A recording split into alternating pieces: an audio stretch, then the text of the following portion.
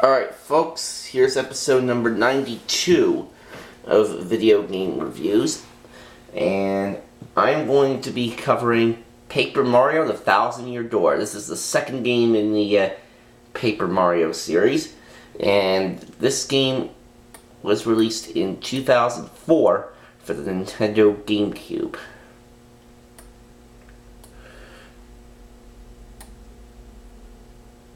And as mentioned, this is the sequel to the second game in the Paper Mario series. And in this game, Mario is on a mission to collect the 7 crystal stars in order to open the 1,000-year door. But this, after finding out Princess Peach has been kidnapped, really, again, he sets out on a mission to rescue her friend, the X-Nauts. Now, there's also intermissions between each chapter of the game where you take on the role of Bowser as well as Peach, and they have their own stories that complement the main plot of the game.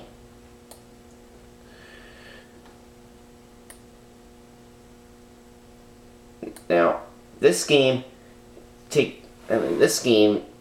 carries over the core mechanics of the N64 version and enhances them for GameCube standards. Like, for example, when Mario jumps and attacks in this game, he now has a voice, and he starts his adventure with a hammer. And action commands can also be performed from the start. However, one ability he does not have in this game that he had in the first game was the Spin Dash ability. Now, the partner system is also enhanced. Now, in the original, you had simple find/injured status system.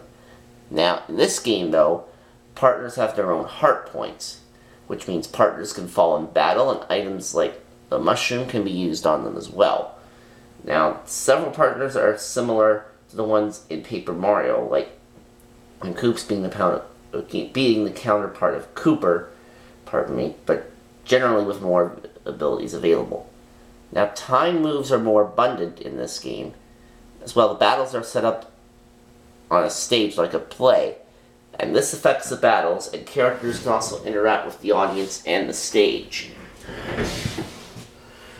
Now, Paper Mario, and this game also has some new gameplay elements that were not present in the original Paper Mario game. Like, during the game, there's 4 black treasure chests, which gives Mario special abilities to use in the overworld. Those are all based on the paper element of the game's graphics. The first ability is called Plane Mode, and with that ability, Mario can fold himself to a paper airplane at certain spots and fly over large gaps. That's Plane Mode. The second ability is called Paper Mode, which allows Mario to turn sideways, making him thin as paper so that he can get through narrow passages. The third ability is called Tube Mode, in which Mario can roll himself up and get him to roll through low passages. The fourth ability is called Boat Mode, and he can fold himself to a paper ship at certain docks, which allow him to move over water. Now, in order to use Tube Mode, Mario has to activate Paper Mode first, and then roll himself up. Another element that's used in Paper Mario: The 1,000-Year Door is the background scenery, which is accessible for Mario through certain pipes. Several pipes only appear in the background can be visited this way.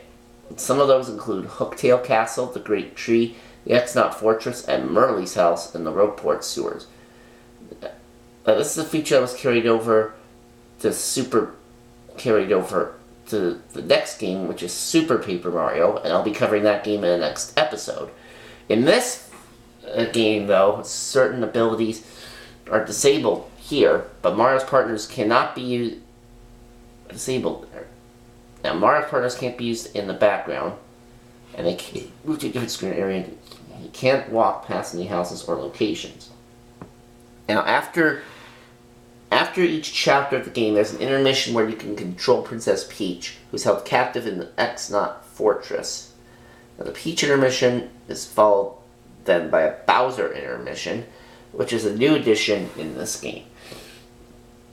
Bowser usually visits the places Mario's been to one chapter before, and several of the missions include a side-scrolling platformer level in the style of Super Mario Bros.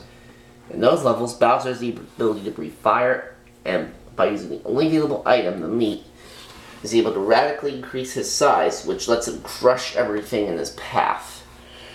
Now, while enemies like the X-Nauts charge at Bowser, others like the Goombas are scared by him and turn away when he approaches them. Now, the levels are called 1X, 2-X, in reference to the world numbering of Super Mario Bros., while X stands for the number of tries Bowser has used for the level. Now, he has endless lives for each of the levels, and they're set in the three basic terrains of Super Mario Bros. Overworld, Underwater, and Underground/Castle. Now, the battle takes place on a stage.